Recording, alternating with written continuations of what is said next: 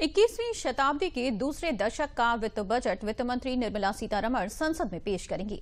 ये बजट ऐसे समय में आ रहा है जब कोरोना महामारी के चलते पूरे देश और दुनिया की अर्थव्यवस्था खस्ताहाल है। बावजूद इसके भारत ने इस दौर से निकलने की पूरी कोशिश की है और इसके साथ ही लोगों की बजट को लेकर काफी सारी उम्मीदें भी हैं। हमारे संवाददाता आशुतोष शुक्ला ने बजट को लेकर लोगों से बातचीत की है। आइए देखते हैं एक रिपोर्ट।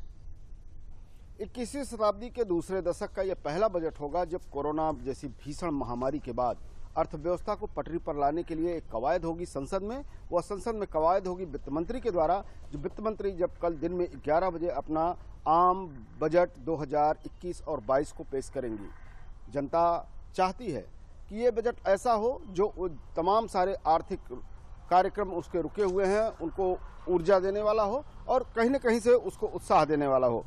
देखिए आशुतोष जी, 2020 का वर्ष जो रहा कोरोना की वजह से बहुत ही जिसे कहेंगे बुरा दौर रहा इकोनॉमी का। सरकार के ऊपर बड़ी जिम्मेदारी रही। आपको याद होगा 20 लाख करोड़ का पैकेज सरकार ने जारी किया था। तो ये बजट मैं एक उसके एक्सटेंशन के तौर पे देखता हूँ। मैं ऐसा नहीं समझता हूँ कि एक संपूर्ण बजट होगा, ये उसका एक पार्ट होगा। सरकार बहुत पैसा ऑलरेडी खर्च कर चुकी है। हाँ, एक क्वेश्चन जरूर लोगों की उम्मीद है कि सरकार उनको सुरक्षा देगी और वो इस तरीके से देगी कि कोई नया टैक्स न लगाया जाए, सबसे बड़ी बात। दूसरे, जो छोटा तबका है उसको कैश फ्लो बढ़ाएं, डीबीटी डायरेक्ट जो फंड ट्रांसफर ये लोग करते हैं, पीडीएस सिस्टम और किसान सम्मान निधि। मुझे ऐसा लगता है कि शायद किसानों को और भी सुविधाएं मिल सकती है इस बजट में।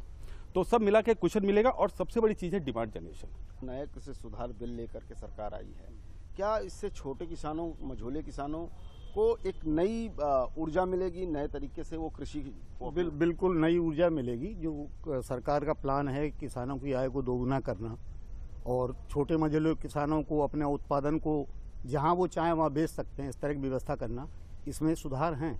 लेकिन किसान, पूरे प्रदेश में जो किसान हैं वो अलग अलग मतलब अपना व्यक्त कर रहे हैं। कुछ किसान तो ये एग्री हैं इस चीज़ से कि हाँ बिल अच्छे हैं और इसका हमें फ़ायदा मिल रहा है, लेकिन कुछ किसान एग्री नहीं हैं। तो वो वार्ता चलेगी, वार्ता होगी प्रधानमंत्री के साथ और जल्दी ही इसका कुछ न कुछ निर्णय निकल आएगा। कुछ नए इस तरह की चीज़ें लानी होंगी सरकार को, लघु उद्योग या इस तरह की चीज़ें, जिससे कि जो किसान भी हैं, छोटे लघु किसान हैं या जो कामगार लोग हैं, उनको कुछ नया नया अपने ही जिस शहर में वो रह रहे हैं वहीं पे काम मिल सके और वो इधर उधर ना भटकें। तो इस तरीके की कुछ नई चीजें सौगात लेके सरकार को अपने नए बजट में आना होगा। किसानों के माध्यम से भी अर्थव्यवस्था को बेहतर किया जा सकता है, क्योंकि अब हम किसानों को प्रकृति के भरोसे या किसी और के भरोसे नहीं छोड़ सकते। उनको भी मार्केट में इंटीग्रेट करके और नई फसल, मूल्य आवर्धित फसल की तरफ ले जा करके उनको भी स्वावलंबी बनाने की आवश्यकता है। पराधीनता या दूसरों पर निर्भरता मेरे ख्याल से आत्मनिर्भर भारत के खिलाफ होगा। इसलिए बेहतर होगा कि किसानों को भी सुदृढ़ किया जाए। ग्रामीण अर्थव्यवस्था को सुदृढ़ करने के लिए विशेष प्रयास इस बजट में संभावित है।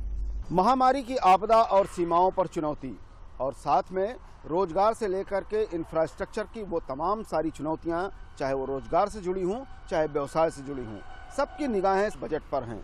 रामजी वाजपेयी के साथ आशुतोष शुक्ला, डीडी न्यूज, लखनऊ।